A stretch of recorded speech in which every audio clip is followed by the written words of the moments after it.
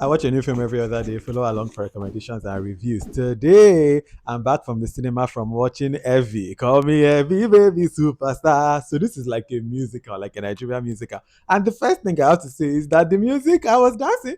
I swayed in that cinema. I was like, okay, that's Evie, that's superstar. I was like, okay, Evie, that's superstar. I moved. So that's the first thing I have to say about it. For a musical, the music was good.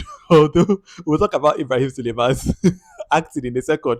But love you, Ibrahim Suleiman. Ibrahim is not a musician. Ibrahim, vocals. Ibrahim, that might not be your talent. An actor, you are. Singer? Ibrahim Suleiman is not a singer. Let's just get that one out of the way. The things I want to say about the film, like the lead, Osas Okonyon, that's her name. She plays Evie. This is her first performance. And for her first feature anything, like she did a good job. Like, could the acting be better? Of course, but this is her first time. And for her first time, she did a very good job.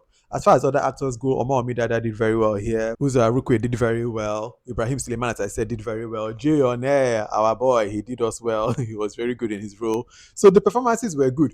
Were there some scenes that some actors, they were like one particular girl in that purple dress that was the friend of Evie, that actress, was it the best acting? No. Were there some scenes that the exposition, the dialogue was getting very exposition heavy, very like unnatural dialogue? Yeah.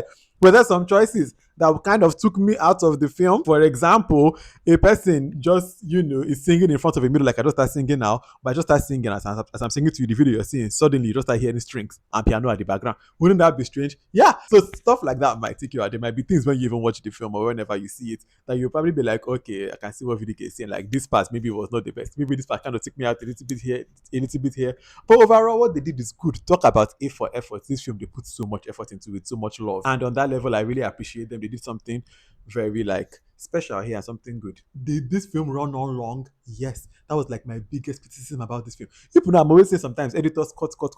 And it's not because I don't like long films. It's just that I feel like so a film like, for example, came at Dating Basking of Boys. It was like almost 3 hours, but it felt like that one too. You could say that the editors even really cut it down to get there. That it was like a tight almost 3 hours. You know what I mean?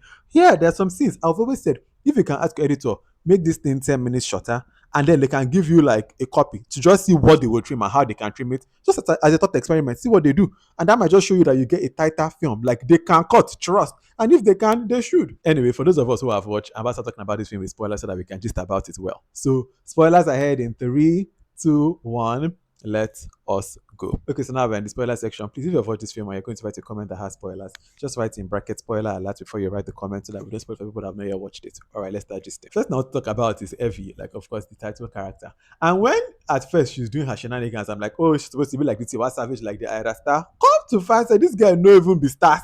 The people say when they see how they perform, they hire some to come.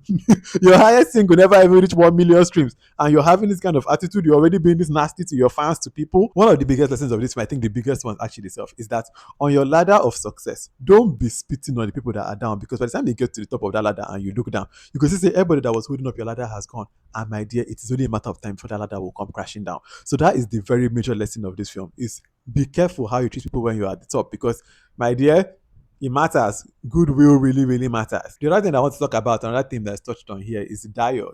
Dio's sweet mouth. So not they sweet mouth, they smile, but the curse of the muse. Because Dio just saw women clearly as a muse. And what is his muse? His muse is just basically just sit down there and look pretty. Just come and be like my attaché, my accompaniment. Never actually shine on your own. Just be like an extension of me, because you could tell that Dio never actually wanted his women to have autonomy. He didn't want Evie to actually shine. He didn't like her star. So I like that this film really touches on the curse of the muse. Sometimes people really say, oh, I want to be your muse. Are you sure? Because some people will really take muse and just strip you of every other thing, your own ambitions, your own life, all for the sake of they just want you to be nothing but their muse, just to only see you through their eyes.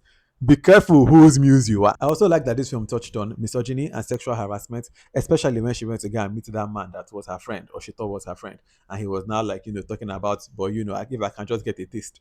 I like that it touched on it, but it didn't dwell on it, because we've already seen so many stories about this. I like that it also touched on very different themes, but it's also good that it touched on that, because it's a very real thing that still happens in the music industry, especially against women. So It had to be touched on. Misogyny, sexual harassment, we need to get rid of it in in the industry, in all industries, to be honest. Another big story point here, of course, was scholars gambling and addiction, and how addiction can just ruin your life. Like, even when you wish to do better, even when an opportunity presents itself, addiction can really crumble a life. And even it's so sad at the time that he now finally even cashed out, still it ended badly for Kola. At the end, when Kola goes into recovery and starts his recovery journey and is able to even say no to the boy at the end when they're asking for a game, I was like, I'm proud of you, Kola. Like, I like that addiction too was touched on, and how gambling too can ruin a life, especially in these days and today's world where a lot of people, sports betting is a very real thing, gambling is a very real thing. So please be careful and just know that gambling is very addictive, and addiction can ruin lives. One thing that really pissed me off though in this film, I'm not going to hold you, was that at the beginning we learned that, her highest single never even hit 1 million views. Tell me why at the end when Marona tells Kola, I need this video to get to 1 million views within 24 hours, just like that, the thing starts getting, it gets 3 million views.